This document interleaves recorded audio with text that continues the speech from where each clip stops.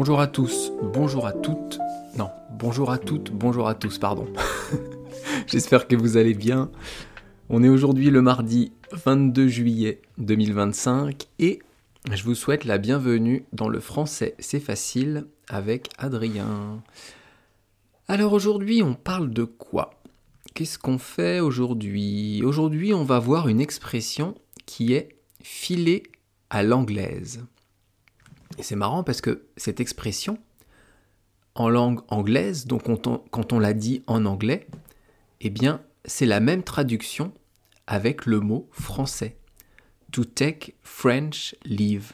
En fait, c'est filer à la française. Mais je vous expliquerai tout ça tout à l'heure. D'abord, j'avais envie de vous parler de la loterie. Donc en fait, du loto et de l'euro-million.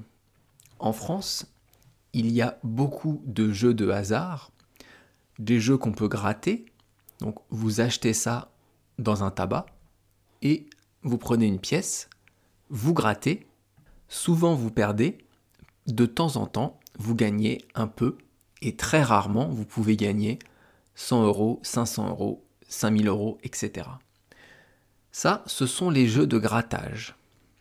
Et il y a d'autres jeux qu'on appelle les jeux de tirage. Eh bien, ces jeux-là, on va tirer des numéros. Ça peut être le bingo, le loto, l'euro-million. Il y a plusieurs jeux de tirage.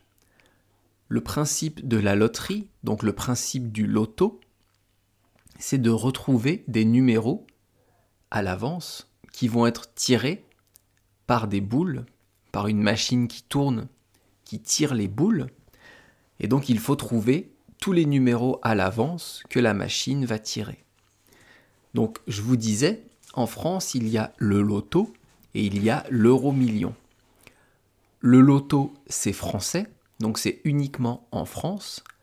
Et l'euro-million, comme son nom l'indique, c'est européen. On peut jouer à ça partout dans l'Europe et c'est le même tirage. Le loto, il y a 2 tirages par semaine, 2 ou 3, non 2 je crois. Et l'euro-million, pareil, 2 tirages. Au loto, on peut gagner des sommes comme 2,50 €, 3 €. Et si vous trouvez tous les numéros, eh bien vous pouvez gagner 1, 2, 3, 4, 10 millions d'euros. Alors qu'à l'euro-million, vous pouvez aussi gagner des petites sommes, mais vous pouvez gagner des sommes beaucoup plus importantes, 50, 70, 100, 200, 220 millions d'euros. Évidemment, ça n'arrive jamais, ou quasiment jamais, et c'est de ça dont je voulais vous parler aujourd'hui. Il y a une chance sur 140 millions de gagner à l'euro-million. Donc, une chance sur 140 millions. 140 millions, c'est le chiffre 140 avec après 6 zéros. Donc 1, 4, 0, 0, 0, 0, 0, 0, 0. Ou alors le chiffre 14, le nombre 14 avec 7 zéros derrière. Ça, c'est 140 millions. Donc vous avez une chance sur 140 millions de gagner à l'euro-million. Pour comprendre un peu la perspective, pour comprendre un peu la chance qui existe par rapport à d'autres choses, j'ai pris des comparatifs. J'ai pris d'autres probabilités, d'autres chances pour d'autres choses que vous pouvez avoir, et on va les voir maintenant. Alors, par exemple, être frappé par la foudre. La foudre, c'est le tonnerre, ce sont les éclairs. Vous avez une chance sur 250 000 d'être frappé par la foudre. Ça veut dire que quand la foudre, quand les éclairs partent des nuages et tombent sur la terre, une fois sur 250 000, ça tombe sur un humain. Donc vous avez une chance sur 250 000 de vous faire frapper par la foudre. Donc ça, c'est, pour vous donner un ordre d'idée, par rapport à l'euro-million, c'est à peu près 50 fois moins que l'euro-million. Donc, vous avez 50 fois plus de chances, ou de malchance plutôt, de vous faire toucher par la foudre que de gagner à l'euro-million.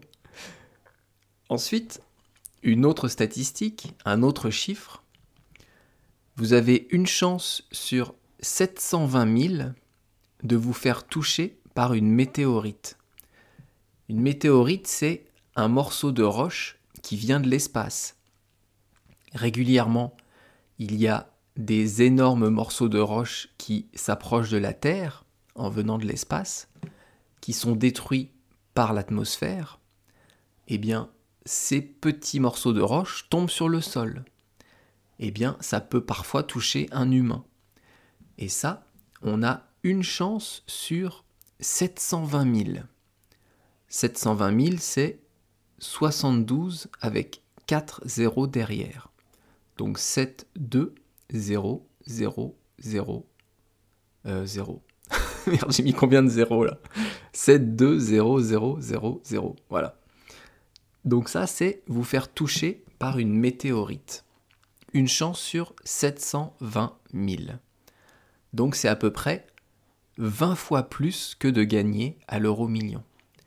Vous avez 20 fois plus de chances de vous faire toucher par une météorite que de gagner à l'euro-million. Ah là là, la déprime. Plus personne va jouer au loto après ce podcast.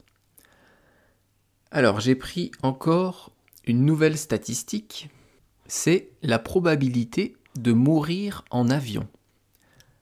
Il y a une chance sur 11 millions de mourir en avion. 11 millions, c'est 11 avec 6 zéros derrière. Donc, quand vous avez 11 millions de personnes qui prennent l'avion, eh bien, il y en a un qui meurt. Donc, une chance sur 11 millions.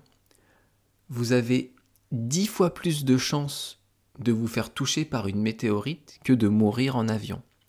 C'est vous dire la sécurité des avions. Je pense que c'est le moyen de transport le plus sécure. Donc, pour mettre en parallèle le fait de mourir en avion avec l'euro-million, eh bien, vous avez 10 fois plus de chances de mourir en avion que de gagner à l'euro-million. Un petit peu plus, donc 11,5 fois plus du coup. Et enfin, j'ai une dernière statistique à vous donner, et celle-là, elle ne concerne que les hommes. Vous avez une chance sur 18 millions d'avoir 3 couilles. D'avoir 3 testicules. Donc, les couilles et les testicules, ce sont les organes reproducteurs de l'homme. Ce sont les boules, quoi, les couilles. Je sais pas comment le dire autrement. Les testicules.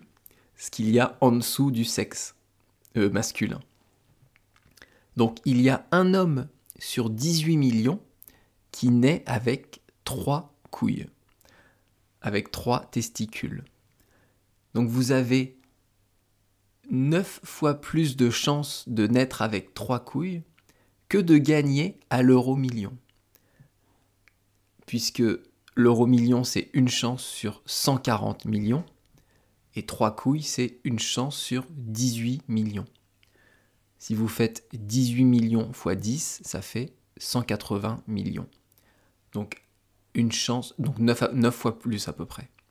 9 fois plus de chances de naître, ou de malchance, de naître avec 3 couilles que de gagner à l'euro-million.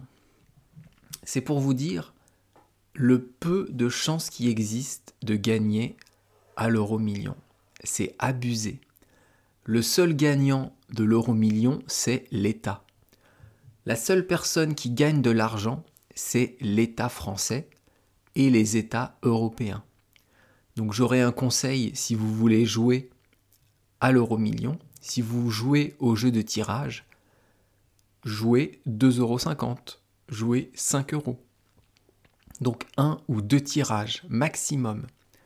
Ne jouez pas plus parce que si vous jouez plus, bien sûr vous allez augmenter vos nombres de chances, mais ça sera encore tellement minime, tellement petit, que vous ne gagnerez pas.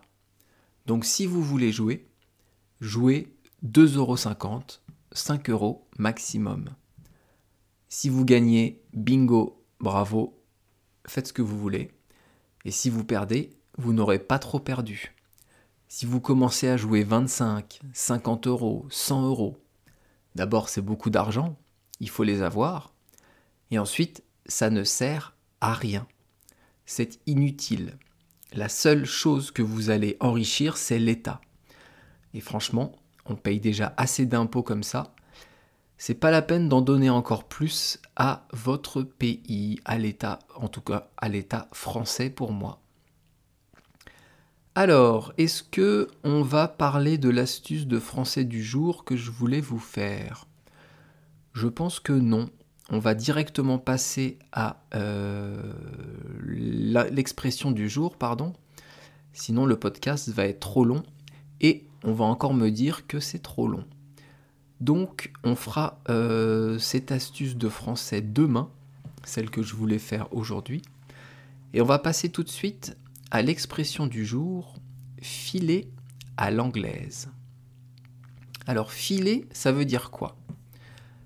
Filer dans cette expression, ça veut dire partir en vitesse. Ça veut dire s'en aller, se retirer. Ça veut dire foutre le camp. Ça, c'est encore plus familier. Filer, c'est déjà un verbe du registre un peu familier. C'est entre courant et familier. Foutre le camp, c'est familier, limite vulgaire. Donc filer, en fait, vous pouvez l'utiliser quand vous parlez à des amis, peut-être à des collègues que vous connaissez depuis un moment. Si vous devez dire « je dois filer », eh bien vous pouvez le dire donc à des personnes que vous connaissez. Sinon vous pouvez dire « je dois partir ». Ça veut dire que vous devez partir rapidement, que vous avez quelque chose d'autre à faire ailleurs. En français, on a différents niveaux de langage suivant la personne à qui vous allez parler. Comme dans beaucoup de langues, c'est le cas, eh bien en français, on va avoir des mots qu'on utilise pour les amis, des mots qu'on utilise pour une personne que vous ne connaissez pas, ou peu, ou votre patron, quelqu'un que vous respectez, et des mots que vous allez utiliser face à des enfants, par exemple. Ça, c'est le langage soutenu, le langage courant et le langage familier. On a aussi un langage parlé d'ailleurs. Je vous parlerai de ça, je pense dans 2 ou 3 jours, on fera un podcast spécifique là-dessus, où je vous prendrai un verbe et je vous donnerai les synonymes de ce verbe. Je vous donnerai des verbes qui veulent dire la même chose, mais dans un autre langage, avec, comment dire, quand vous devez parler à une personne que vous ne connaissez pas bien ou pas du tout. Enfin bref, on verra ça un autre jour. Alors le verbe filer dont on vient de parler, on peut l'utiliser au présent. Je file, ça veut dire je pars, c'est ce que vous êtes en train de faire. Si vous dites je dois partir, c'est que vous allez partir. Vous avez quelque chose à faire, vous devez partir. C'est quasiment une obligation. Alors on revient donc à l'expression filer à l'anglaise. Ici le A accent grave, il a une valeur de moyen. On dirait filer comment ?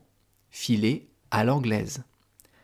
C'est comme si vous dites, tiens on va parler cuisine. Vous pouvez cuisiner à la poêle ou à la casserole, à la vapeur. À chaque fois j'utilise le mot à accent grave. C'est une méthode, c'est un moyen. On va cuisiner avec une casserole, à l'aide d'une casserole, au moyen d'une casserole, ou d'une poêle, ou de la vapeur. Eh bien ici, filer à l'anglaise, c'est filer à la méthode des Anglais, comme un Anglais. C'est un moyen. C'est donc une méthode en fait. Alors pour comprendre cette expression, il faut comprendre l'origine en fait.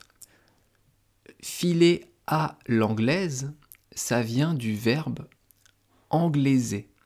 Ce verbe, c'est un verbe du français ancien, qu'on n'utilise plus, qui veut dire voler.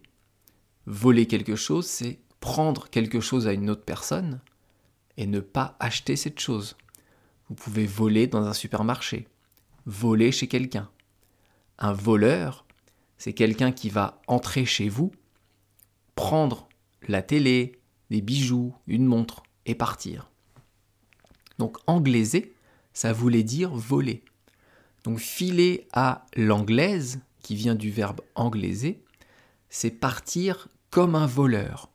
Partir sans prévenir personne.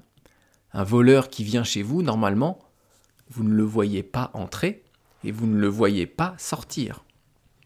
Donc partir comme un voleur, c'est partir sans prévenir. C'est partir sans dire au revoir. Donc filer à l'anglaise, qui vient du verbe anglaiser, qui vient du verbe voler, ça veut dire donc partir sans dire au revoir. Ça veut dire filer discrètement, s'en aller sans faire un bruit, s'en aller sans dire un mot. Alors là, vous pourrez me dire, mais pourquoi le verbe anglaiser, ça voulait dire voler ? Eh bien, je pense que ça vient de la relation compliquée qui existe, ou en tout cas qui existait, entre les Anglais et les Français. Durant les siècles passés, il y a toujours eu des guerres entre les Français et les Anglais. Ça a été compliqué la relation.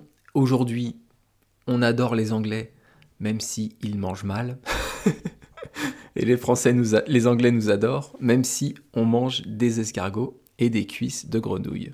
Enfin bref, donc je pense qu'à l'époque, le verbe anglaiser, il voulait dire voler, parce qu'on considérait que les Anglais étaient des voleurs. Et les Anglais nous le rendent bien, parce que filer à l'anglaise, en anglais, ça se dit « to take a French leave ». C'est partir comme un Français. Donc là aussi, ils se moquent de nous. C'est une moquerie gentille vis-à-vis des Français. Donc nous, on dit filer à l'anglaise, et eux, en fait, ils disent filer à la française. Par contre, je ne sais pas qui a commencé à utiliser l'expression vis-à-vis de l'autre. Est-ce que ce sont les Français qui ont dit filer à l'anglaise en premier, ou est-ce que ce sont les Anglais qui ont dit en premier to take French leave, filer à la française? Eh bien, ça va rester un mystère parce que je n'ai pas trouvé la réponse. Et je pense que maintenant, on a fait le tour de l'expression filer à l'anglaise. Donc cette expression, vous pouvez l'utiliser un peu tout le temps, mais faites attention avec le mot filer. C'est un mot qu'on peut utiliser, on peut l'utiliser avec tout le monde, mais quand même, avec des personnes qu'on ne connaît pas du tout, ou avec son patron, c'est moyen. Écoutez, je pense qu'on a fait le tour. Demain, comme d'habitude, je vous donne l'expression de demain. On verra une expression qui est « qui dort dîne ». Donc demain, mercredi 23 juillet, on parlera de « qui dort dîne ». Je vous souhaite une bonne journée, une bonne soirée, un bon après-midi ou une bonne après-midi, parce qu'on peut dire les deux. Après-midi, c'est masculin et ou féminin. Et donc, vous pouvez toujours me retrouver sur les applications de podcast, toujours me laisser un petit commentaire, une petite note, c'est sympathique. Et sinon, comme d'habitude, sur Patreon, vous retrouvez des podcasts originaux que vous n'écoutez pas et que vous ne pouvez pas écouter ailleurs. Merci beaucoup de votre attention, merci de m'avoir écouté jusqu'au bout, et merci beaucoup. À bientôt, bye bye, hasta luego, matane.